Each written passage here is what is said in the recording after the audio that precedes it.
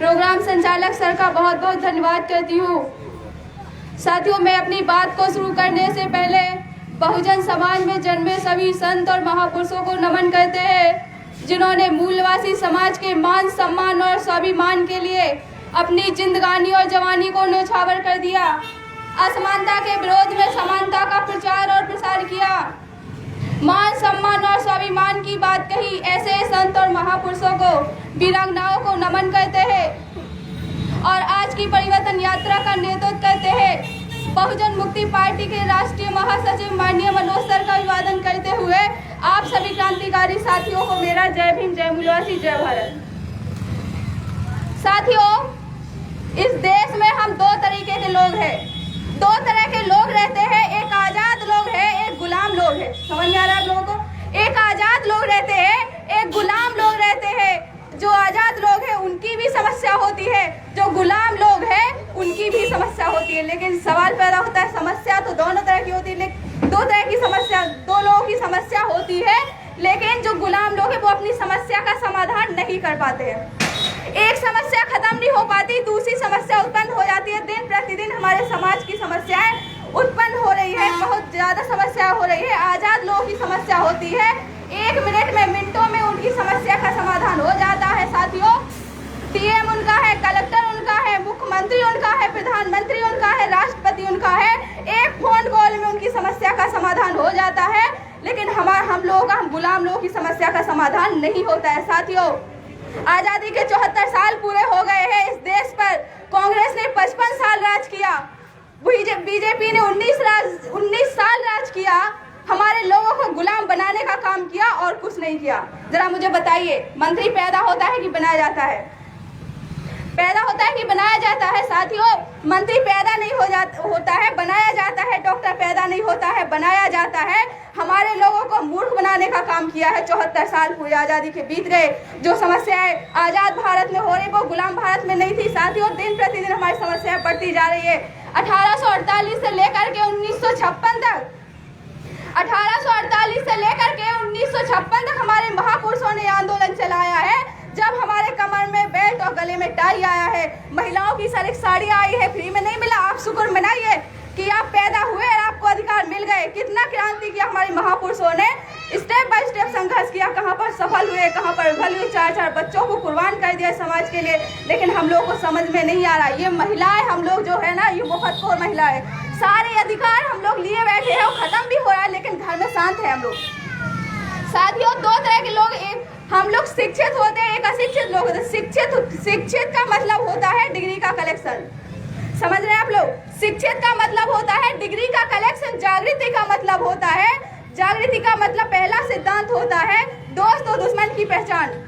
दोस्त और दुश्मन की पहचान, ये पहला सिद्धांत है। दूसरा है दोस्त की, दुश्मन की क्या ताकत है। तीसरा है दोस्त की क्या ताकत है।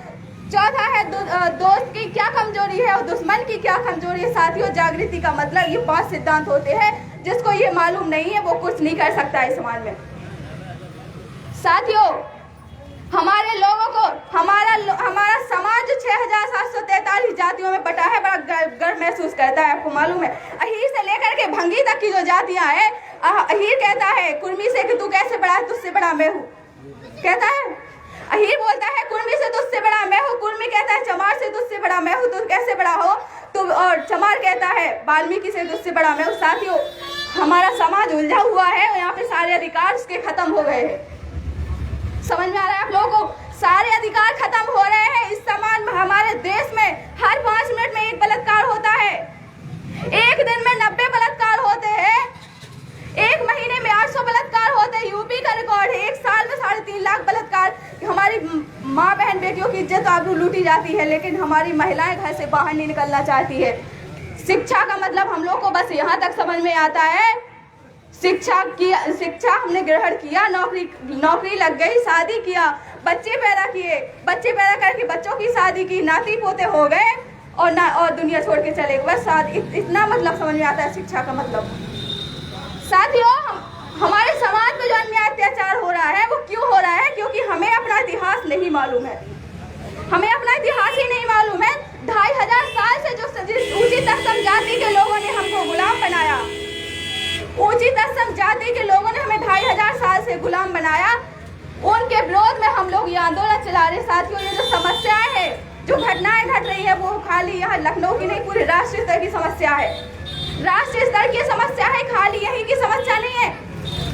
समझ रहे हैं? ये समस्या जो है वो राष्ट्रीय स्तर की समस्या है। तो हमें क्या करना होगा? राष्ट्रीय स्तर की समस्या है तो राष्ट्रव्यापी संगठन में हमें कूदना होगा। समस्या राष्ट्रव्यापी है तो समाधान इसका आजादी, इसका जो बीच का पुल है, जो ब्रिज है, वो है राष्ट्रव्यापी संगठन। जब तक आप संगठन में नहीं आएंगे तो आपके ऊपर अन्याय अत्याचार लगातार होते रहेंगे। साथियों, अलग अलग लड़ने के 3 परिणाम आते हैं। पहला तो होता है कि आप मैदान छोड़कर भाग जाएंगे। अलग अलग लड़ाई लड़ेंगे तो पहला परिणाम आएगा, मैदान छोड़कर भाग जाएंगे। अगर मैदान नहीं छोड़ा तो समझौता कर पाएंगे, समझौता करना पड़ेगा आपको। समझौता भी नहीं किया तो आप मार दिए जाएंगे। जैसे रोहत वेमुला मारा गया, पायल तड़पी। साथियों, हाथरस केस में मनीषा को मारा गया। झांसी में कुशवाहा समाज की लड़की थी, इलाहाबाद में पासी समाज की लड़की थी, गोरखपुर में प्रियंका भारती नाम की लड़की थी। दिन प्रतिदिन अन्याय अत्याचार हमारे समाज के ऊपर हो रहा है। हमें क्या करना होगा? हमारे जो लोग हैं, हम लायक लोगों के ऊपर नालायक लोग कब्जा किए हैं, राज कर रहे हैं। हम भी चाहते हैं कि नालायक लोगों पर हम लोग राज करें। ये जो है ना, ऊपर क्या ब्राह्मण है, ब्राह्मण क्षत्रिय वैश्य शूद्र, ये जो व्यवस्था खड़ी है, इसको क्या करना चाहते हैं? इसको ऐसे पलटना चाहते हैं।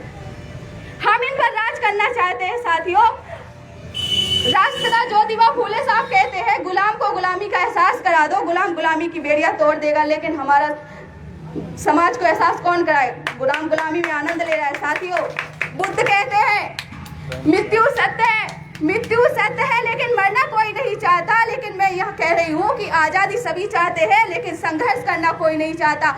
आप लोग को संघर्ष करना ही पड़ेगा, तभी आपकी पीढ़ी आज़ाद होगी। नहीं तो आज गुलाम और कल भी गुलाम। साथियों, इसी के साथ मैं अपनी बात को ख़त्म करती हूँ। आपने मेरी बात को ध्यानपूर्वक सुना, इसके लिए आभार। जय मूलवासी, जय भारत। बहुत बहुत धन्यवाद स्मृति रानी बहुत जी। साथियों,